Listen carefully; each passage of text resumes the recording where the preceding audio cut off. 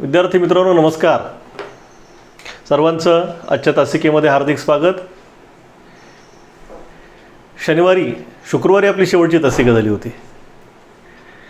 लक्षात आहे का काय झालं होतं आपल्या तासिकेमध्ये? नाहीतर पुढचं पाठ मागचं सपाट असं तर होत नाही ना. शाबाश. काय घेतलं होतं मागच्या शुक्रवारच्या तासिकेत?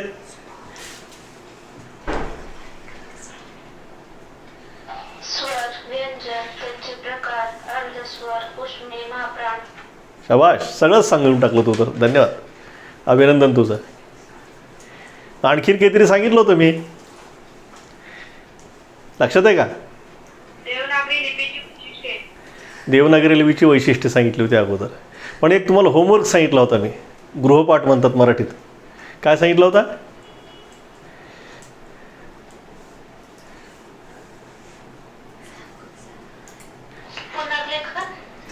पुनर्लेखन नाही. पुनर्लेखन तर सांगितलंच होतं, पण कुणी पाठवलं नाही पुनर्लेखन. फार कमी लोकांनी पाठवलं आहे. बरं सांगा. हां श्रद्धा सांग. 12 खडी, 14 खडी, 16 खडी. हां म्हणजे आता 12 खडी आहे, 14 खडी आहे की 16 खडी आहे की 15 खडी आहे? काय आहे काय नेमकं आता?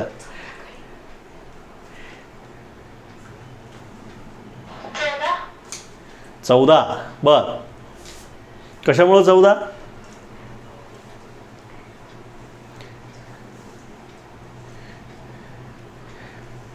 पण मला एक सांगा, आपल्या पूर्वीच्या वर्णमालेमध्ये विशिष्ट स्वरमालेमध्ये स्वर किती होते? स्वर किती होते पूर्वीच्या जुन्या वर्णमालेमध्ये? 12. बघा, विचार करून सांगा.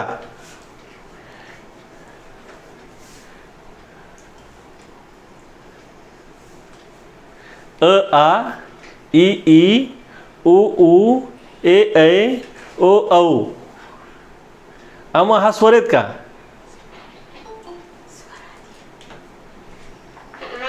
काय ते मग?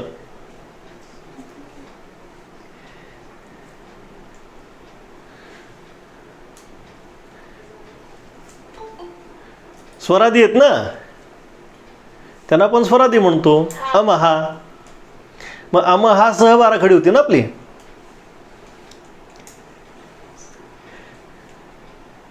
हं? 12 खडी अमहा सह, विसर्ग सह आणि अनुस्वार सह देता येत नाही का? कमका हा म्हणता येत नाही का? बरोबर आहे. म्हणजे मग पहिली किती स्वर? 12 खडी कितीची होती पहिली? 12ची होती. बरोबर आहे. मुद्दाम गोंधळ करतोय तुमचा मी. मग आता 14 खडी कशामुळे झाली?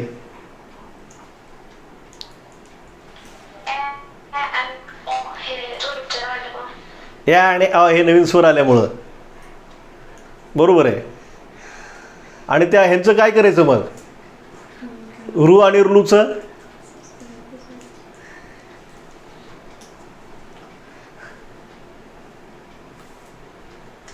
हा, ऋषीचा रू आणि क्लृप्तीमधलं रू, हे स्वर आहेच आहेत ना घेतलेले आपण. मग त्यांना घेतलं तर 16 खडी होईल ना? होईल की नाही? मग 14 की 16? 16. चल मग आता तू काय कर, ऋषीचा हा यांना समोर ठेवून तुझी 16 खडी म्हण. ऋषीच्या रुची खडी म्हणून दाखव मला, फक्त ऋषीच्या. येईल का म्हणायला? प्रयत्न मजा आहे का आपला? बघ ना, प्रयत्न कर. चुकू दे, काय गंमत, हसतील सगळे तेवढाच टाइमपास. व्याकरणात तसंच हसायला फार काही मिळतं ना, म्हणून करायलो मी मजा सगळी. लिहून पहा बरं वहीवर. ऋषीचा रू कसा लिहितो? ऋषीचा रू आपण जोडाक्षरात. प्रयत्न करा, मी सांगणार नाही. आणि क्लृप्तीमधला लू येतो का लिहायला? ऋषीचा रू जो आहे तो असा दाखवतो आपण, असा असतो ना हा. तर हा जो खालचा भाग आहे तो जोडाक्षरात दाखवायचा.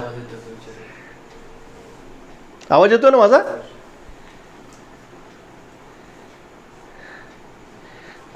हा.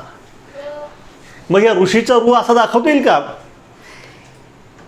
14 खडीत, 12 खडीत, 13 खडीत, 15 खडीत, काय जे असेल ती येतो का? नाही. नाही. येणार नाही. हां, येणार नाही. आणि हा लू जो आहे हा तर एकाच शब्दात आहे आपल्या,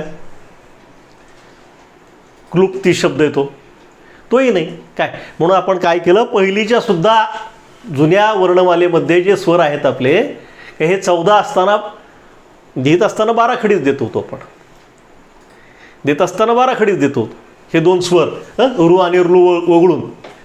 आता नवीन ॲ आणि अ वाढले, यामुळे फक्त 12चं 14 खडीमध्ये रूपांतर झालं. एवढंच म्हणायचं. उत्तर मला फक्त तुमच्याकडनं अपेक्षित होतं की तुम्ही गोंधळात पडता का, किंवा रूचा आता प्रयत्न जर केला तर रूची आपल्याला खडी करता येईल तयार, रुची काय. परंतु उच्चारायला ते खूप कठीण जाते. मुळात 12 खडे आल्या कशामुळं आपल्या शालेय अभ्यासक्रमामध्ये? याचं कारण असं होतं की आपल्याला अक्षरांचा सराव नीट झाला पाहिजे, जोडाक्षरं तयार करता आली पाहिजेत आपल्याला, आणि आपलं पाठांतर सरळ नीट झालं. तुम्ही शाळा आठवून पहा, पहिली दुसरी तिसरीच तुमची. कम का के के को को के कै क क कम का, मजा करायची ना. आता हे रूचं कसं करायचं? क्रू क्राव कसं करणार तुम्ही आता ते? त्याच्यापेक्षा ते नकोच ना भानगड. एक शंका येते, मग गृहपाठ मधलं गृह क्रू हे अक्षर कसे आले, तयार झाले? हे जोडाक्षर आहे, ते सांगतो परत. गृहपाठ, कृश या शब्दांमध्ये ऋकार आहे, ऋषीचा सुरू आहे, ऋषीचा सुरू आहे. ते जोडाक्षर आहेत ते. क आणि ऋषीचं रू यांचा मिलाप झाला की कृ तयार होतो. मग कृश शब्द असं तयार होतं. किंवा गृहपाठ, ग मध्ये रू हा स्वर आहे. गृहपाठ, पृथ्वी, अनेक शब्द आहेत, असे असंख्य शब्द आहेत. परंतु असं आहे की त्याचा उच्चार करायला खूप कठीण जातं, आणि म्हणून आपण पूर्वीच्या सुद्धा आपल्या वर्णमालेमध्ये 14 खडी न म्हणता रू आणि रूला वळून 12 खडी म्हणायचो. आता ॲ आ हे नवीन स्वर आलेले असल्यामुळं फक्त 2ची भर पडून 12 खडीची 14 खडी झालेली आहे. यात फक्त ऋषीचा रू जर घातला तर 14ची 15 खडी होऊ शकते काय. परंतु आणखीन ते आपण स्वीकारलेलं नाही. त्यामुळं आता उत्तर असं यायचं आपल्यापैकी अनेकांनी बरोबर दिलेलं, जवळपास सगळ्यांनीच 14 खडी. त्यामुळं तुम्हा सर्व हुशार विद्यार्थ्यांचं हार्दिक हार्दिक हार्दिक अभिनंदन. चला, आता आपण आजच्या तासाला आपल्या प्रारंभ करत आहोत.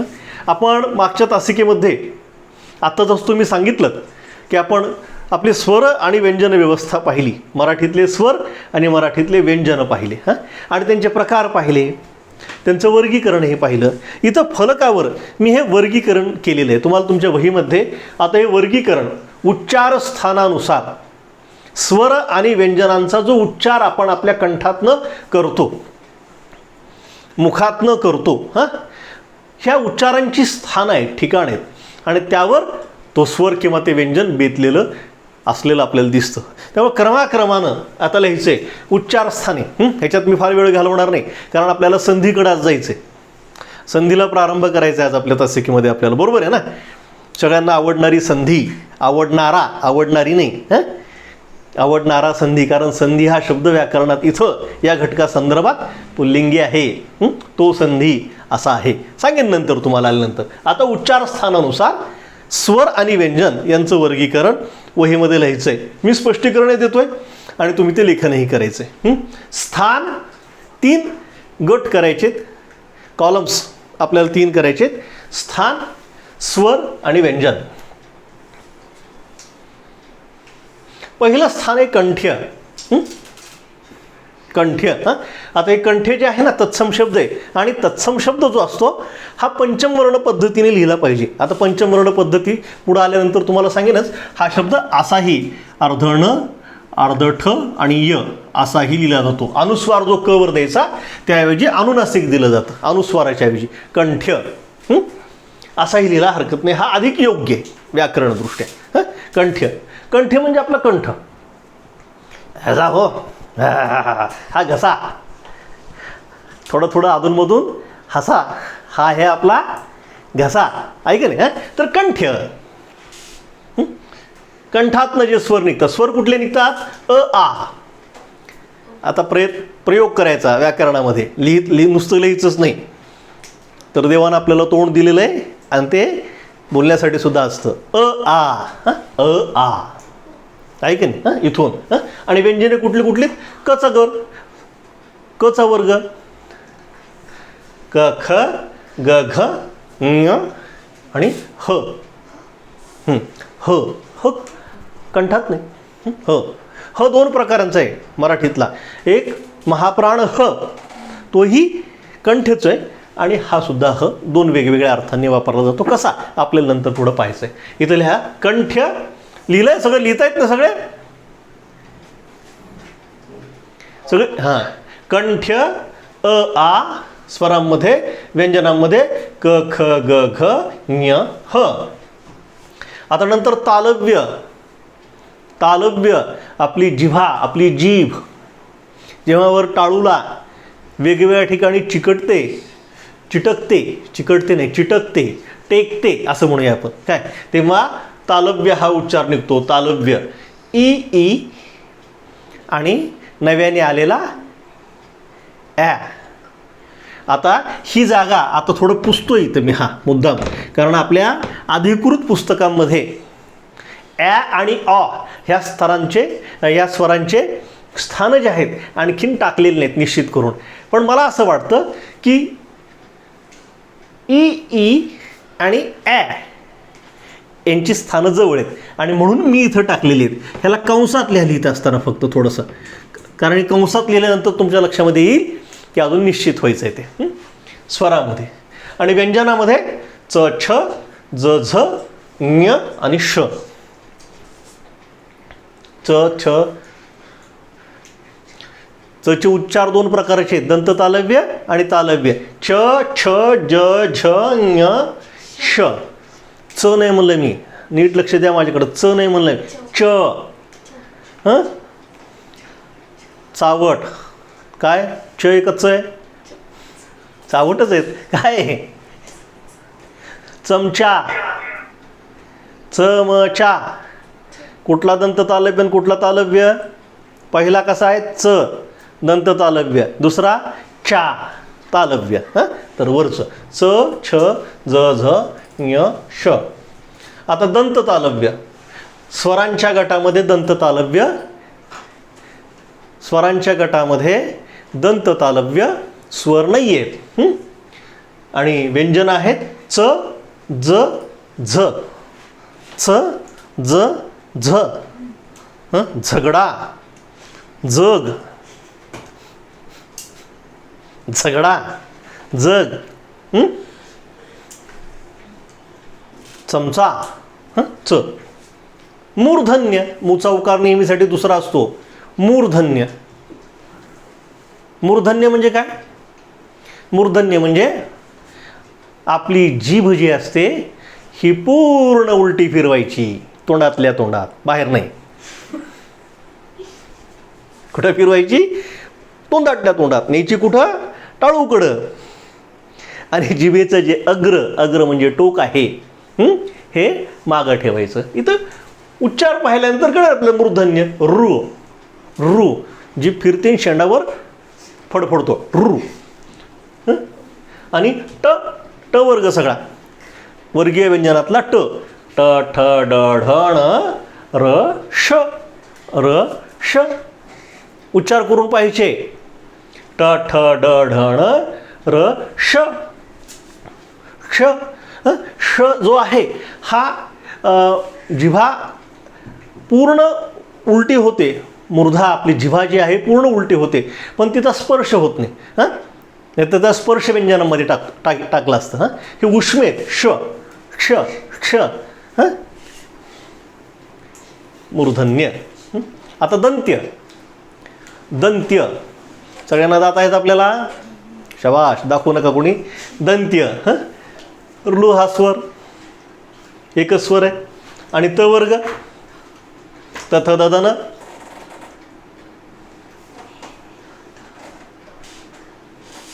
त थ द ध न य ल स.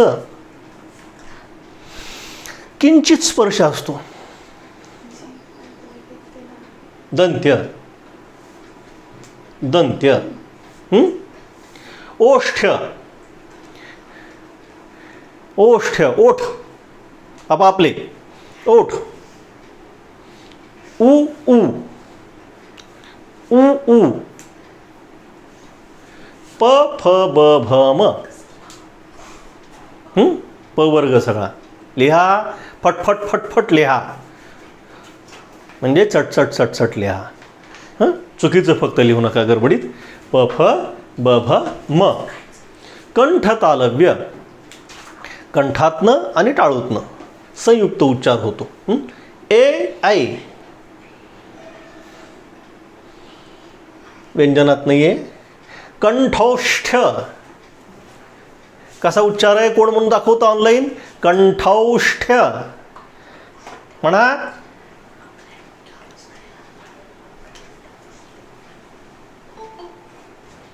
म्हणून दाखवा कुठेतरी. कंठौष्ट्य. कंठौष्ठ्य. प्रयत्न करा आणखीन एकदा.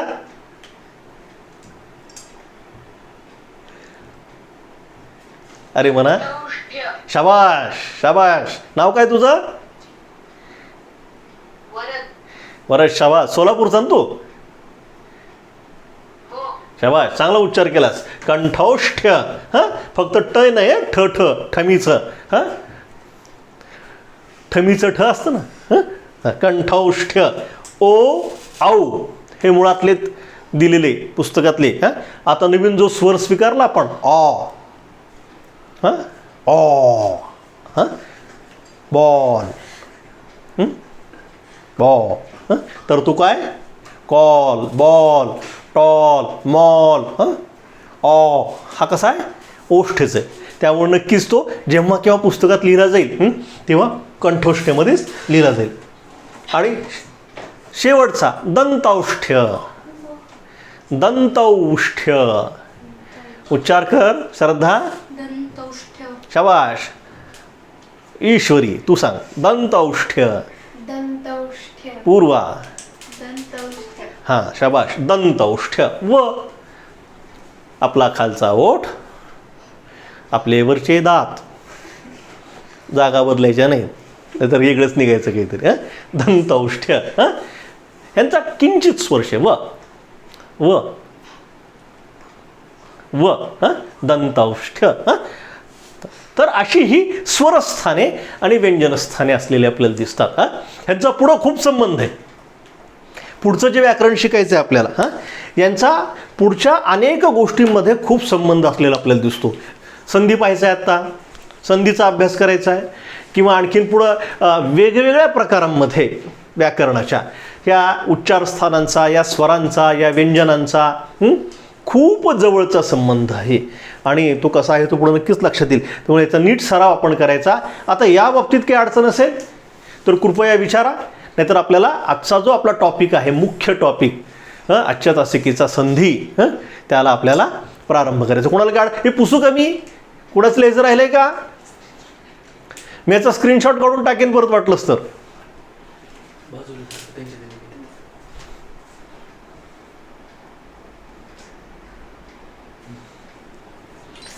निघाला का स्क्रीनशॉट? तास संपेपर्यंत निघेल ना? निघाला ना? हां, शाबाश. हां, तर हा स्क्रीनशॉट नंतर मी ज्याला मराठीमध्ये आजच्या शेअर करणं म्हणतात आपल्या गटावर, ग्रुपवर, हां, तर तो शेअर करेन. त्यामुळे कुणाचं काही राहिलं असेल तर फार काळजी करू नका, मिळून जाईल आपल्याला हे सगळं. पुसतोय मी आता ना, काही अडचण नाही. आता हे पुसतोय सगळं. आपण आपल्या अभ्यासक्रमातला अत्यंत महत्त्वाचा असा व्याकरणाचा पहिला घटक या ठिकाणी पूर्ण केलेला आहे, वर्णविचार. या वर्णविचारामध्ये आपण वर्ण म्हणजे काय, वर्णाची व्याख्या पाहिली, लिपीचं महत्त्व समजून घेतलं, त्याचसोबत स्वर आणि व्यंजन हे वर्गीकरणही समजून घेतलं. आता आपल्या महत्त्वाच्या अभ्यास घटकाला आज आपल्याला प्रारंभ करायचा आहे आणि तो आहे संधी. स्वाभाविकच संधी.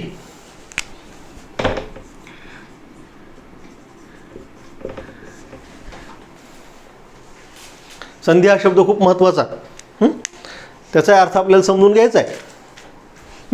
संधी म्हणजे काय, मी फार आता विस्तारानं जात नाही, नेमकेपणानं सांगायचा प्रयत्न करतो. सम अधिक धी संधी असा विग्रह आहे संधीचा. सम अधिक धी एकत्र येणे. अर्थ काय याचा, एकत्र येणे. आता सुटे सुटे वर्ण आपण शिकलो, स्वर शिकलो, व्यंजन शिकलो. काय भाषा म्हणजे काय, सुटे स्वर व्यंजन नव्हेत. ह्या स्वर व्यंजनांचं एकत्रीकरण करून आपल्याला शब्द तयार करावे लागतात. बरोबर आहे. हां, शब्द तयार करण्याची जी प्रक्रिया विचारा. त्या संधीचा म्हणजे ते संधी भेटली वगैरे त्याचा आणि संधीचा संबंध आहे. तोही सांगतो तुम्हाला अर्थ त्याचा, सांगतो तो. हां, तोही सांगतो. आता फक्त मी जे सांगतो ते ऐका, तुमच्या प्रश्नाचे उत्तर मी देईन. अर्थाचा पैलू जो आहे, अर्थाचा आशय जवळचाच आहे त्याला लक्षात घ्या. हां, मी काय म्हणत होतो, जोडणे, सांधणे.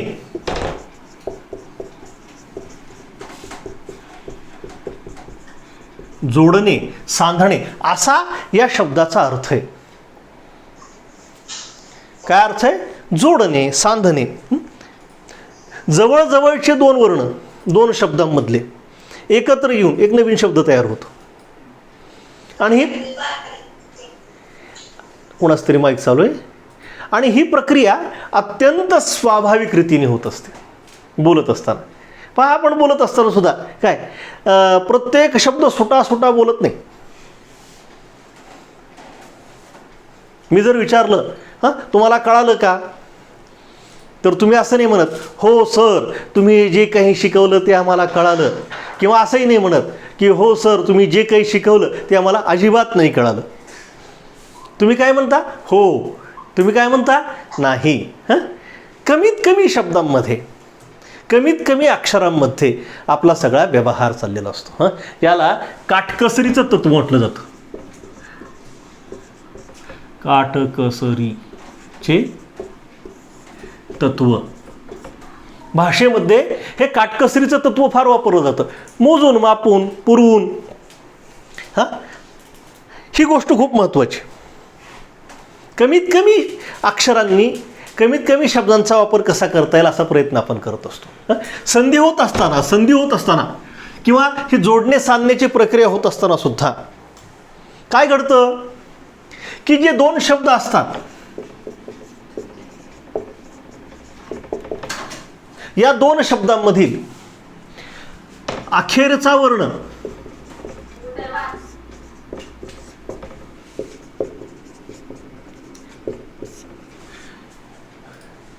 पहिल्या शब्दातील अखेरचा वर्ण आणि दुसऱ्या शब्दातील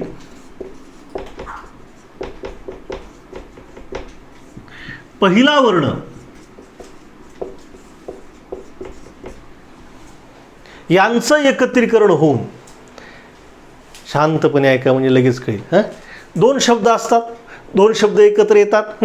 उदाहरणार्थ आता सूर्य हा एक शब्द आहे आणि उदय हा एक शब्द आहे. सूर्य आणि उदय दोन वेगवेगळे शब्द आहेत. हां, आता यांचं एकत्रीकरण होतं संधीमध्ये. कसं होतं, सूर्य या शब्दातील अखेरचा वर्ण रिय, स्वर कुठला आहे, अ.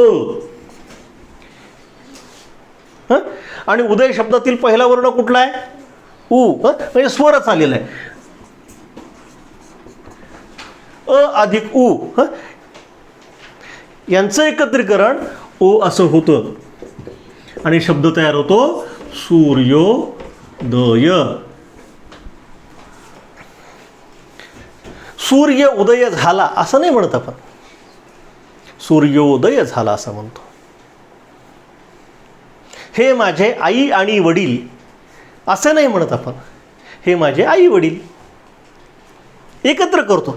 एकत्र करणं, जोडणं ही भाषेमधली एक स्वाभाविक प्रक्रिया आहे. हा राजाचा वाडा असं नाही म्हणत आपण, हा राजवाडा म्हणतो आपण. म्हणून ही प्रक्रिया भाषेमध्ये सतत सुरू असते आणि याला संधी म्हटलं जातं. आता तुम्हाला हा प्रश्न पडेल, पुढं आपल्याला समासही शिकायचे, पुढं आपल्याला समासही शिकायचे. पण समासामध्ये काय असतं? समासामध्ये दोन शब्द एकत्र येतात आणि नवीन शब्द तयार होतो. समासामध्ये दोन शब्द एकत्र येतात आणि एक नवीन शब्द तयार होतो. पण संधीमध्ये मात्र दोन वर्ण एकत्र येतात आणि एक नवीन शब्द तयार होतो, किंवा शब्द तयार करण्याच्या प्रक्रियेला तिथं मदत होते. आता मुळात संधी हा जो प्रकार आहे व्याकरणातला, हा तत्सम शब्दांच्या बाबतीतला आहे. शब्दसिद्धीमध्ये आपल्याला पाहणार आहेत आपण तत्सम शब्द. संस्कृतातनं मराठीमध्ये जसेच्या तसे आलेले याला आपण काय म्हटलं? तत्सम शब्द. या तत्सम शब्दांच्या बाबतीमध्ये संधी प्रक्रिया अधिक संस्कृतात आहे. आणि आपल्या मराठीमध्ये सुद्धा तत्सम शब्दांचा भरणा खूप आहे, खूप वापरतो तत्सम शब्द आपण. त्यामुळे आपल्याला संधीचे नियम समजून घ्यावे लागतात, संधीचे नियम समजून घ्यावे लागतात. पण केवळ तत्सम शब्दांच्याच बाबतीत नाही, आता मराठीमध्ये सुद्धा असे अनेक शब्द आपण वापरतो. आता समजा बसलात सारखा शब्द आहे, काही बोलन झालं, शांत बसलात, बसलात. आता मुळात शब्द कसा आहे हा? बसला अधिक आहात, उठलात, बसलात. आपल्या मराठीमध्ये सुद्धा तत्सम शब्द नाही येथे, हे देशी शब्द आहेत. पण मराठीमध्ये सुद्धा बसून,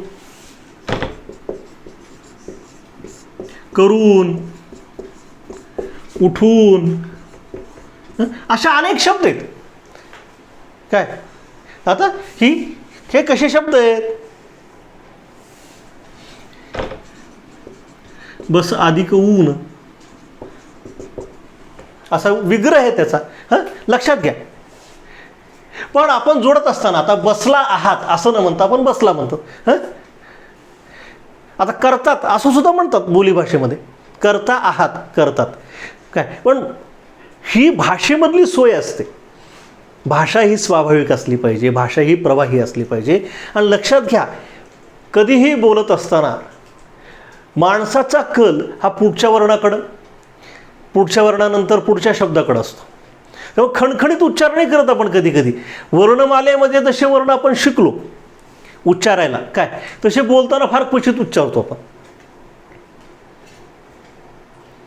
कारण वर्णाचं जे स्थान असतं, शब्दाच्या मधलं वर्णाचं जे स्थान असतं, सुरुवातीचं, मधलं, शेवटचं, यावर सुद्धा त्या वर्णाचा उच्चार अवलंबून असतो. आता आपण ग हा वर्ण शिकला वर्णमालेमध्ये. ग ग श्रद्धा झोपेली, ग ग गवताचा, गणपतीचा. काय कसा आहे? खणखणीत म्हणतो आपण. तिथं बोलत असताना कसं विचारतो आपण? खणखणीत उच्चारतो. पण हाच ग काय नागपूरमध्ये गेला. आपण बसमध्ये बसलोय, आता बसेस सुरू झाल्या, नागपूरला जायचंय. आपण म्हणत नाही आम्हाला 2 नागपूर द्या. आपण काय म्हणतो? नागपूर द्या म्हणतो. क सारखा उच्चार करतो, नागपूर द्या, नागपूर म्हणतो ना, नागपूर म्हणत नाही. ती कंडक्टर आपल्याकडं असं बघल, कुठून आलं हे प्राणी म्हणाल की नाही असं. त्याला वाटेल की आपली मस्करी वगैरे करते काही काही. कंडक्टर अगोदरच चिडलेले आहेत कोरोनामध्ये, कोणाची मस्करी करू नका बरं. अशी नागपूर असं नाही म्हणत, नागपूर म्हणतो आपण. आता असं का झालं? वर्णमाले तर ग असा शिकलाय आपण, ग ग गवताचा खणखणीत. मग नागपूरमध्ये कवाला गव का म्हणतो आपण? ह्याचं कारण काय? कारण तो आलाय ना नंतर, त्याच्या पुढं आहे पूर. पू नाही नुसता, पूर. त्याच्या पुढं काय आहे? पूर. आणि म्हणून ह्या गला स्वतंत्र अस्तित्व नाही आहे, वर्णमालेमध्ये स्वतंत्र अस्तित्व आहे, आणि म्हणून तो खणखणीत म्हणणं शक्य आहे. पण नागपूरमध्ये तो ना आणि पूर, ना आणि पू यांच्यानंतर आधीमध्ये आलेला असल्या कारणानं ह्या दोघांचा परिणाम त्याच्यावर होतो आणि गतीनं बोलणं, स्वाभाविक रीतीनं बोलणं याकडे कल असलेला दिसतो. हा खूप मोठा विषय. पण तुम्हाला इथं सांगायचा प्रयत्न केला की असं का होतं? बसला आहात असं न म्हणता बसलात. थोडक्यात शॉर्टकटमध्ये सांगा असं आपण म्हणतो ना मराठीत आजकाल. फार विस्तारानं सांगू नका आम्हाला, कसं सांगा? शॉर्टकटमध्ये सांगा. हे शॉर्टकट फार भारी आहे. हे शॉर्टकट कधी महागात, किती महागात पडेल काही सांगता येत नाही. व्याकरणाच्या बाबतीमध्ये मात्र शॉर्टकट नाही आहे, संधीच्या बाबतीत असला तरी. अभ्यासाच्या बाबतीत शॉर्टकट नाही, भाषेमध्ये मात्र नक्की आहे. तर ही एक स्वाभाविक गरज असलेली आपल्याला दिसते, आणि या स्वाभाविक गरजेमधनं अशा पद्धतीची संधी हे होत गेलेले आपल्याला दिसतात. मी आत्ताच तुम्हाला म्हटलं की तत्सम शब्दांच्या बाबतीमध्ये संधीचे जे नियम आहेत हे मुख्यतः तत्सम शब्दाच्या बाबतीमध्ये लागू असलेले दिसतात. त्यामुळे आता तुम्ही वहीमध्ये मी व्याख्या सांगतोय, संधीचा विचार व्यक्त करणारी व्याख्या तुम्हाला सांगतोय, वहीमध्ये लिहून घ्या. फलकावर लिहायची आवश्यकता आहे काही? तर नुसतं सांगतो नुसतं. फलकावर लिहायची गरज आहे का? ऐकू येतं ना सगळ्यांना? हो, धन्यवाद सर. काय घ्या लिहून व्याख्या. दोन शब्दांचा मिलाफ होताना, मिलाफ एकत्रीकरण, मिलाफ एकत्र येणे. दोन शब्दांचा मिलाफ होताना पहिल्या शब्दातील अंतिम वर्ण, पहिल्या शब्दातील अंतिम वर्ण आणि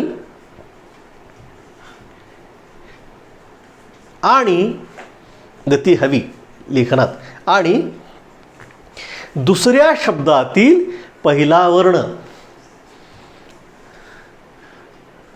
वर्ण असं लिहा. वर्ण असं लिहू नका, नाही तर लगेच भात आठवायचा आणि भूक लागायची.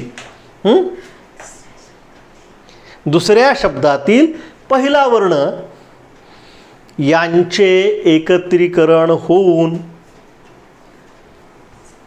यांचे एकत्रीकरण होऊन जे परिवर्तन होते, जे परिवर्तन होते त्यास संधी म्हणतात. त्यास संधी म्हणतात. लिहिलं का? काय लिहिलं? वाचा एकदा. खणखणीत वाचा. कोणतर ऑनलाईन वाले वाचा. वाच वाचतंय.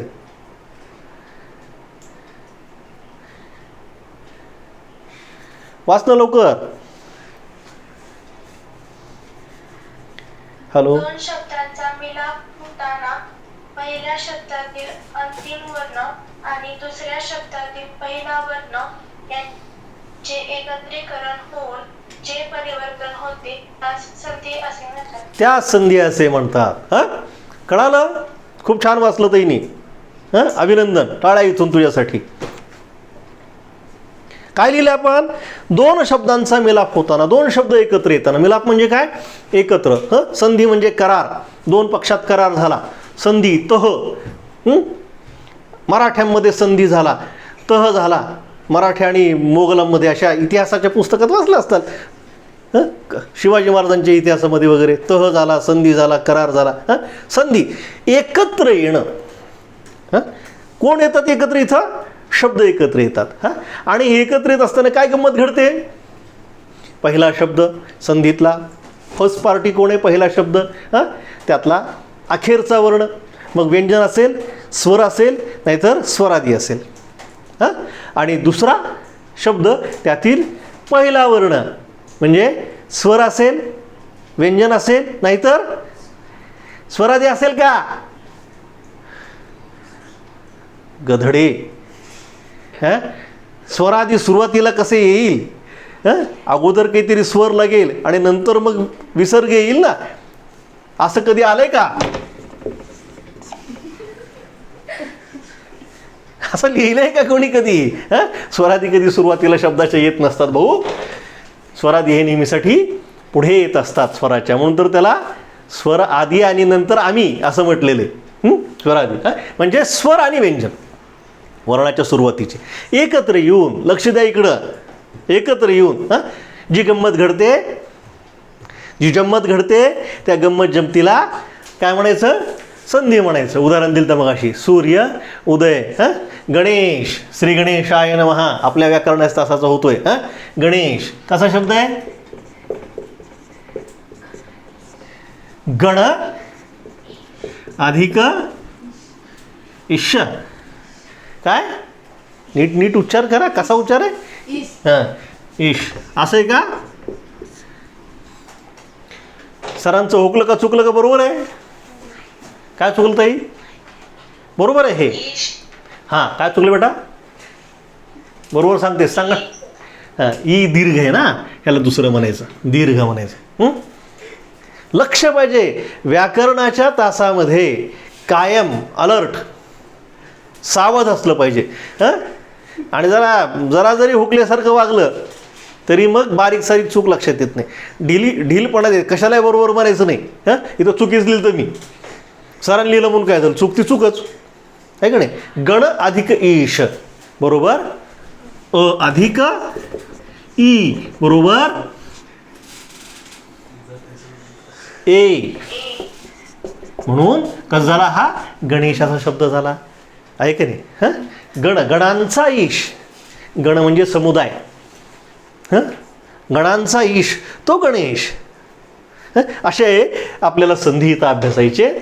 आता हे जे संधी आहेत येणार आहेत पुढं, हे जे संधी आहेत ना 3 प्रकारे होतात. संधीचे 3 प्रकार सगळ्यांना माहिती आहेत, पण सराव लागतो.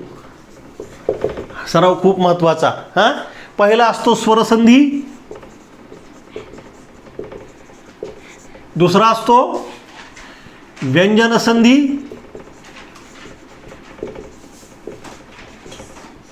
आणि तिसरा असतो विसर्ग.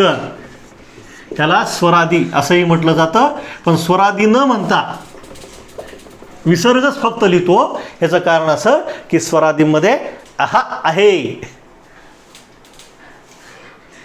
अम आहे आणि अहा आहे. इथं आपण अमचा विचार केलाय का? कशाचा विचार केलाय? अहाचा विचार केला, फक्त म्हणून विसर्गाचा विचार केला म्हणून विसर्ग लिहिला. इथं अनुस्वार लिहिलेला नाही आहे आपण, म्हणून विसर्ग संधी एवढं म्हणायचं. लक्षात येत आहे? स्वरसंधी, व्यंजन संधी, विसर्ग संधी. फार हसू लागले आता तुम्ही आज.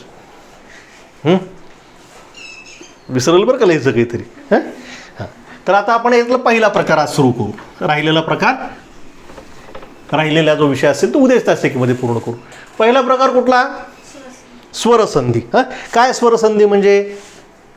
लिहून घ्या अगोदर. लिहिणं फार महत्त्वाचं, अजिबात टंकळायचं नाही. व्याकरणाच्या तासामध्ये टंकाळा चालत नाही. कंटाळा चुकलं माझं. कंटाळा चालत नाही. लिहा. स्वरसंधी म्हणजे काय? एकमेकांशेजारी येणारे, शेजाऱ्याला चिमटा काढायचा नाही, ताट बसायचं. एकमेकांशेजारी येणारे वर्ण हे एकमेकांशेजारी येणारे वर्ण हे ऐकून आलं तर विचारा बरं बाळांनो. एकमेकांशेजारी येणारे वर्ण हे स्वराने जोडले असतील. स्वराने, कोणी स्वरा नाही ना वर्गामध्ये? जोडणं चांगलंच, वाईट काय? स्वराने जोडले असतील तर त्यास स्वरसंधी म्हणावे.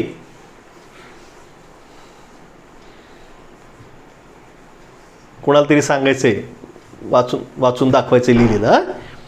एकमेकांशी जरी येणारे वर्ण हे स्वराने जोडले असतील तर त्यास काय म्हणावे?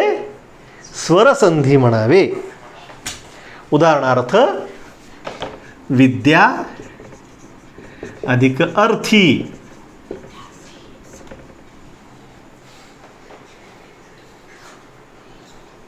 विद्या अधिक अर्थी. विद्यामध्ये आ आहे आणि अर्थीमध्ये अ आहे.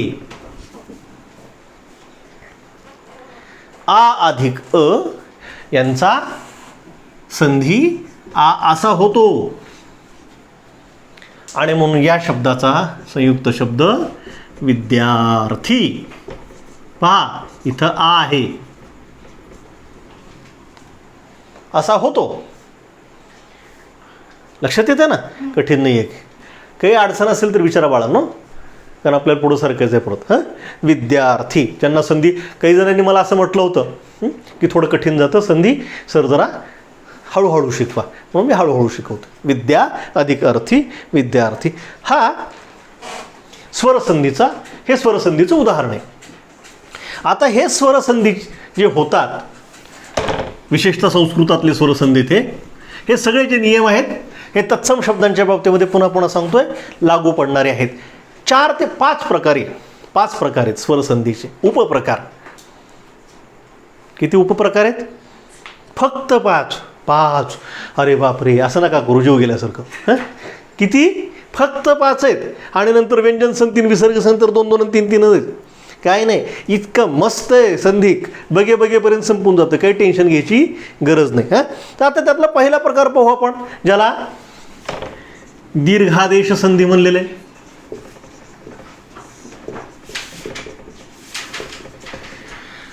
दीर्घादेश संधी काय म्हणलेलं आहे? दीर्घादेश, दीची विलांटी दुसरी, दीर्घचं तरी दी बाळांनो, दीर्घ लिहारे. दीर्घचं तरी दी, दीर्घ लिहारे. दीर्घ म्हणजे दीर्घ, ऐका नाही. दीर्घादेश. आता आदेश या शब्दाचा अर्थ काय? बांदेकरांचा नव्हे, लक्षात घ्या. लगेच पोरं तिकडे जातात. बरकट तासाच्या बाहेर जायचं नाही, तासात राहायचं. आदेश म्हणजे कृती या अर्थानं, एखादी कृती होणं, घटना होणं. एखादी गोष्ट झाल्यामुळं एखादी गोष्ट घडते. 2 वर्ण एकत्र आल्यामुळं काहीतरी घडतं, ती कृती आहे, तो आदेश आहे. आता दीर्घादेश संधी पहा कसा आहे. काही उदाहरणं फलकावर लिहितो,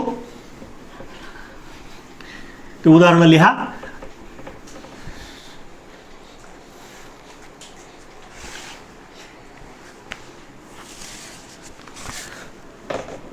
सूर्य अधिक अस्त.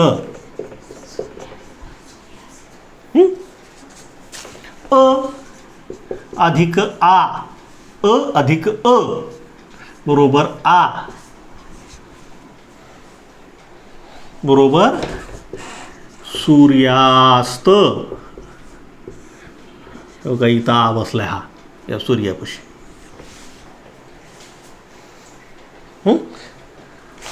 अ अधिक अ बरोबर आ.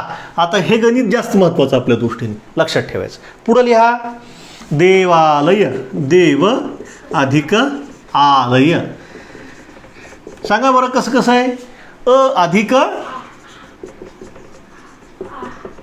वा नाही, केशवा माधवा. आ आ अ अधिक आ बरोबर आ. देवालय. अरे डिस्टर्ब करू नका. देवालय. आता पुढं विद्या अधिक अर्थी. आत्ताच पाहिले आपण. इथं काय? आ अधिक अ बरोबर आ. विद्यार्थी. लक्षात येते. आता या तिन्ही प्रकारांमध्ये अच्या पुढं अ आलं तरी आच होत आहे, अच्या पुढं आ आलं तरी आच होत आहे, आणि आच्या पुढं अ आलं तरी बी आच होत आहे. हां, आदेश काय झालाय? दीर्घ आदेश झालाय. हां, दीर्घ आ, दीर्घ स्वर आहे. अचा दीर्घ काय? अचा दीर्घ आय. इथं दीर्घ आदेश झालेले. हे तसं अच्या बाबतीत आहे, तसं आपल्याला अन्य स्वरांच्या बाबतीतही दिसतं. हां, आता इथं महिला अधिक आश्रम, आणखीन याच्यातलंच उदाहरण आहे, ह्याच गटातलं.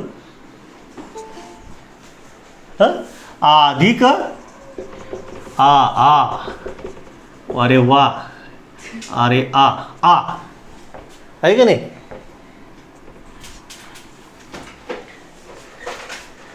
महिला अधिक आश्रम, महिला आश्रम.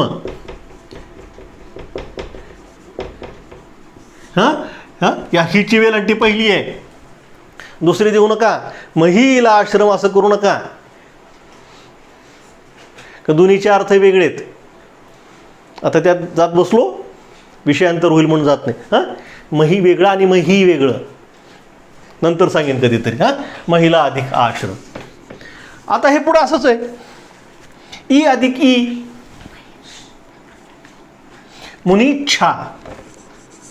ही मू आहे माझं. मुनी अधिक इच्छा.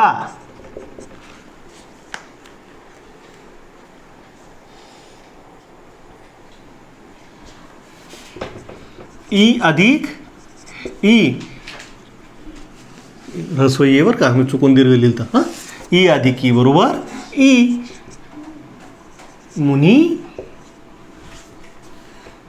छा. बघा इथं आहे दीर्घ ई.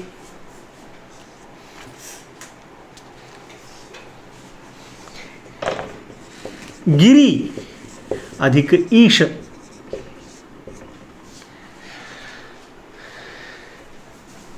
कसा इथं? ई अधिक दीर्घ ई, दोघाचा बेरीज दीर्घ ई. काय चुकलं सांगा, काय चुकलं? रसोई येते ना, गिरीमधला ई ह्रस्व, ईश मधला ई दीर्घ, is equal to equal to दीर्घ. दीर्घ रसोई येते ना. ह्रस्व कसं येईल? दीर्घादेश आहे आपला, संधी दीर्घादेश आहे. अ अधिक आ, अ बरोबर आ. अ अधिक आ बरोबर आ अधिक आ बरोबर सुद्धा आ. तसंच ई अधिक ई बरोबर ई, तसं ई अधिक ई बरोबर दीर्घ ई. हां, आणि म्हणून याचं उत्तर येतं गिरीश. हां, गिरीचा ईश. गिरी म्हणजे कोण? पर्वत. पर्वताचा ईश, ईश्वर. शंकराचं एक नाव आहे गिरीश. हां, इथं बरेच जण षटकोन करतात बरं का. षटकोन नाही करायचं, अनेक जण म्हणजे ह्याचा संबंध नाही असं लिहितात बरेच जण. गिरीश हां, चुकीचं आहे. हां, हे असं नाही लिहायचं गिरीश, कारण तो ईश्वरामधला ईश आहे. शश शहामृगाचा आहे, षटकोणाचा नाही, शहामृगाचा. हां, त्या गिरीश. हां, आता खाली परत ई अधिक ई पाहिला आपण. उ अधिक उ, गुरु अधिक उपदेश. उ अधिक उ, ह्रस्व उ बरोबर दीर्घ उ.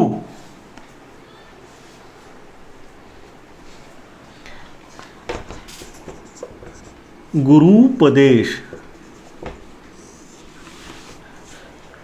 रचा उकार लिहित असताना, उकार दुसरा देत असताना हां, नीट लक्षात घ्या, दीर्घ हा दांडा जो असतो या उकाराचा हा इकडे जातो, आणि र लिहित असताना हा असा येतो इकडं, इथून असा येतो. हां, फार ह्याला इकडे टेकवायचं नाही असं, पण एवढाच असतो. पण ही नीट द्या, गुरुपदेश लिहिता नीट. लक्ष दिसत नाही आज. भू अधिक उद्धार.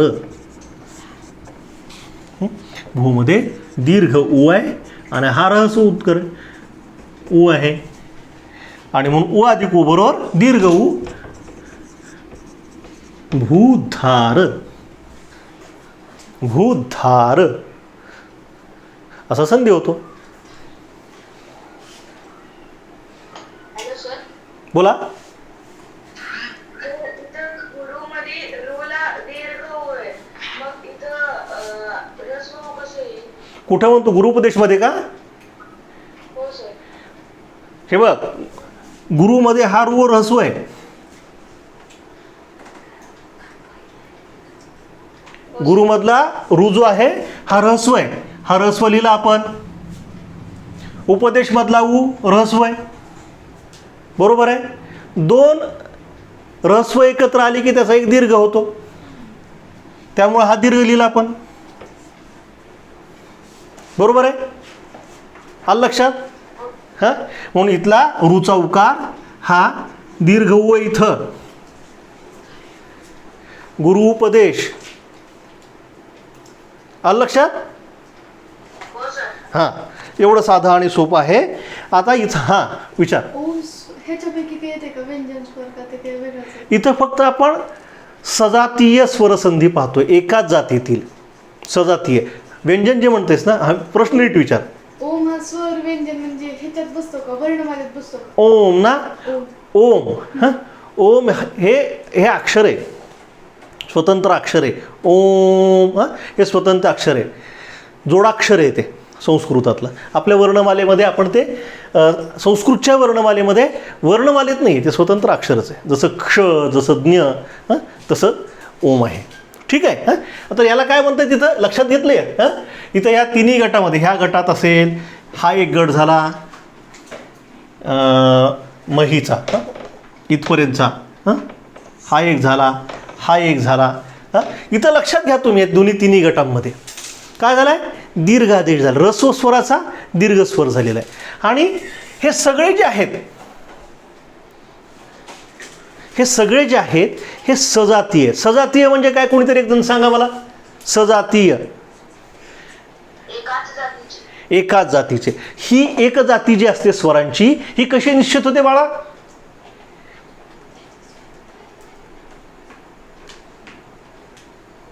हां सांग. त्यांचे उच्चार. हां, म्हणजे त्या स्वराचं उच्चारस्थान, ज्या स्वरांचं उच्चारस्थान एक आहे, अ आ कंठ्य उच्चारस्थान मगाशी लिहून दिलं होतं. मगाशी तुम्हाला म्हटलं मी कसं लिहून दिलं आहे, गंमत म्हणून नाही. यांचा संबंध पुढच्या व्याकरणाच्या भागाशी आहे. स्वरजातींची सुनिश्चितता उच्चारण स्थानाशी निगडीत आहे. त्या उच्चारस्थान लक्षात येतं. अ आणि ई, अ आणि ई हे विजातीय स्वर आहेत. कशामुळं? कारण त्यांचं उच्चारस्थान वेगळं आहे. लक्षात येते ना? हां, त्यामुळे ते लक्षात घ्यायचं आपण. हे सगळे सजातीय आहेत. हां, आणि म्हणून यांना सजातीय, याच्यावर प्रश्न पडतो, स्वरसंधी असंही म्हटलं जातं. काय म्हटलं जातं? सजातीय स्वरसंधी असंही म्हटलं जातं. हां, आणि इथं दीर्घ आदेश होतोय आणि म्हणून याला दीर्घादेश संधी असंही म्हटलं जातं. दोन नावं आहेत ह्याला.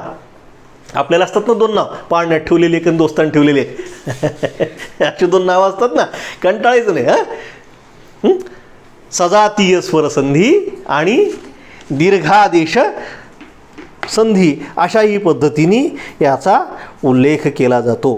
विद्यार्थी मित्रांनो, 5 वाजतायत आजच्या तासिकेमध्ये. आज आपण सुरुवातीला कंठ आपलं उच्चारस्थानं समजून घेण्यामध्ये पहिली 15-20 मिनटं गेली आपली, त्यामुळे थोडासा वेळ घेतला. मला खरं तर आज स्वरसंधी हा पूर्ण प्रकार 5ही प्रकारांसह त्याच्या पूर्ण करायचा होता, पण नाही जमलं. पण काय करणार, ठीक आहे. याच्यात काही अडचणीत का शेवटच्या 2 मिनटांमध्ये, जसं आत्ता गुरुपदेशमध्ये एक शंका विद्यार्थ्यांनी विचारली होती, की असेल तर विचारा, नाही ना कोणाला काही, कोणास काही शंका? नसेल असे मला वाटते, कारण सोपं आहे, खूप अवघड नाही.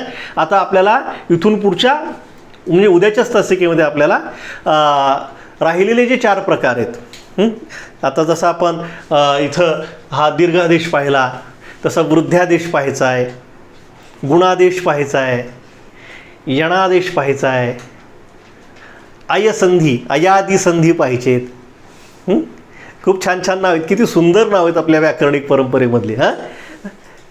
गुणादेश, वृद्ध्यादेश, यणादेश, अयादी संधी, अशा छान छान संधींचा आपल्याला विचार करायचा आहे. एक सुवर्ण संधी संधीच्या अभ्यासाची आपल्याला इथं प्राप्त झालेली आहे. तेव्हा सुरुवातीला एका विद्यार्थिनीने प्रश्न उपस्थित केला होता की व्याकरणातली संधी, व्याकरणातला संधी आणि आपल्या बोलण्यातली संधी, दोन्ही प्रकारे काही शब्द जे आहेत यांचं लिंग जे आहे हे आपण सोयीनी सवडीनी वापरत असतो, सोयीनी वापरत असतो.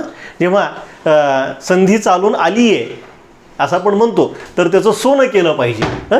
संधी चालून आली तर त्याचं सोनं केलं पाहिजे. यातील जी संधी आहे ही स्त्रीलिंगी आहे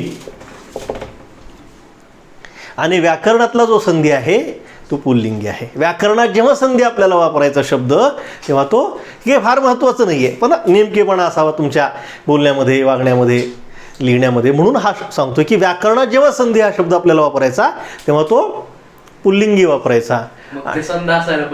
हां, नाही नाही नाही नाही नाही, तिकडे जाऊ नका. आता संधी आणि संधी यातला भेद आपण लक्षात घ्यावा.